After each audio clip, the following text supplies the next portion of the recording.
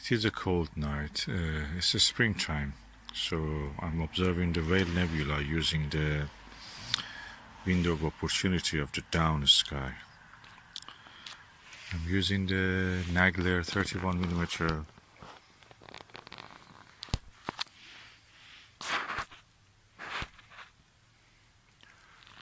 Type 5 eyepiece, 82 degrees, and using the oxygen 3 filter, the Baader oxygen 3 filter. If we show the glow of the nebula very well, actually I can see the eastern part and western part.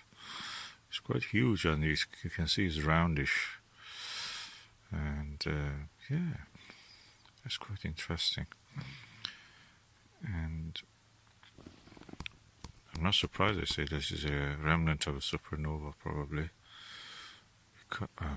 Is there a supernova remnant or neutron star somewhere in the middle of it? I've not seen any reference to it so far. I may be wrong, but it's very huge. It's, when you see the whole structure, and this eyepiece can show you at each time a bit of the west or east side of it. Yeah, it looks round, and when you consider the whole structure, it can be a supernova remnant. The telescope I'm using, the Skywatcher Skyliner 300P 12-inch Dobsonian telescope. Focal length is 1500 and divided by 31. It gives a low magnification of 41. I could have a Maxvision, probably Maxvision 68 degrees 40mm would give me a slightly wider field of view. I just wanted to test this Nagler, give it a chance. It's quite expensive, I think, at the same time. But at the same time, I've not used it much, so I hope this is a good use of it at this moment. And this nebula dwarf.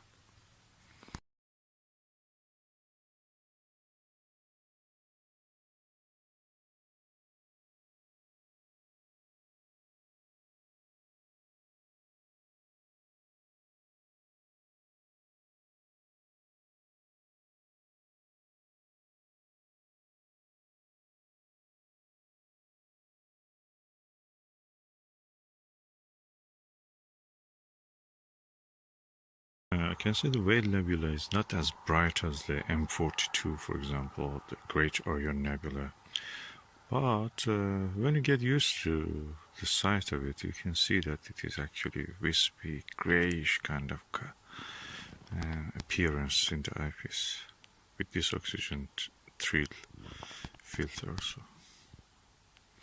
So don't expect a very bright one like the Orion Nebula. That's the exceptional thing. But it's not very dim.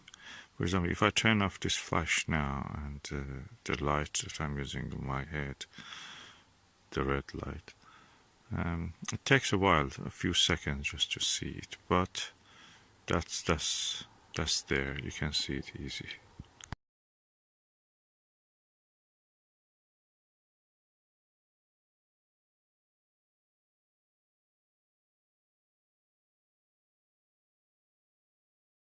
Wow, Maxvision 40mm 68 degrees eyepiece covers the whole nebula. Or most of it. This easily beats the Nagler 31. The only problem is that I can see something like a reflection, 2 reflections. Probably because of the filter, yeah. It's reflection from the inside of the filter. Other than that, that's perfect. You can see the whole vastness of the nebula with this oxygen 3 filter.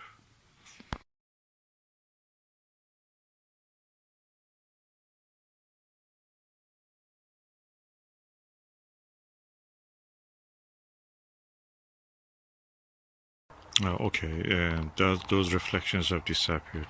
I was slightly out of focus, and I was sitting and trying to reach the eyepiece, and I was not looking directly into the eyepiece. So, Now I look directly, those reflections are gone. The wispiness of this nebula is amazing. You can see so much details. It's like feathers here and there. I think they should be calling this feather nebula or something like that. One part of it definitely looked like a face of the George Washington, that slave owner, American slave owner, and first president or something like that of USA.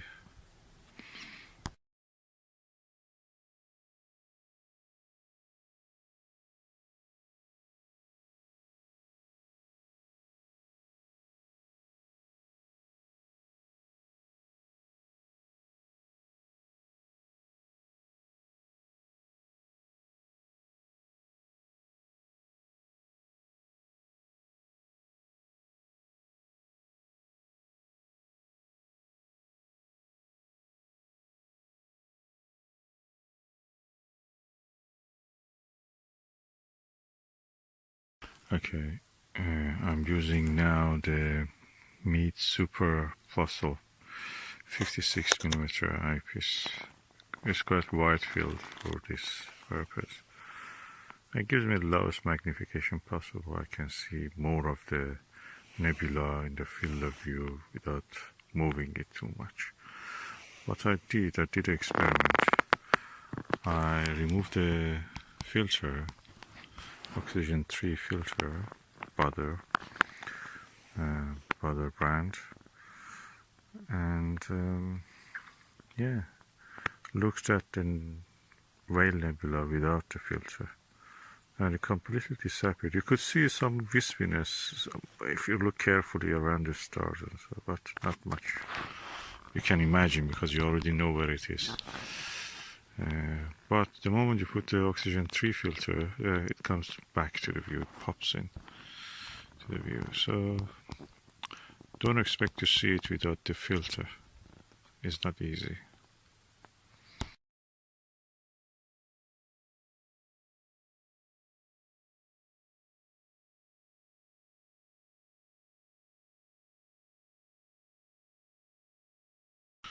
I think of these 3 eyepieces that I used, the Super Plossl Meade 56mm, Maxvision 40mm 68 degrees, and Nagler 31 tape 5.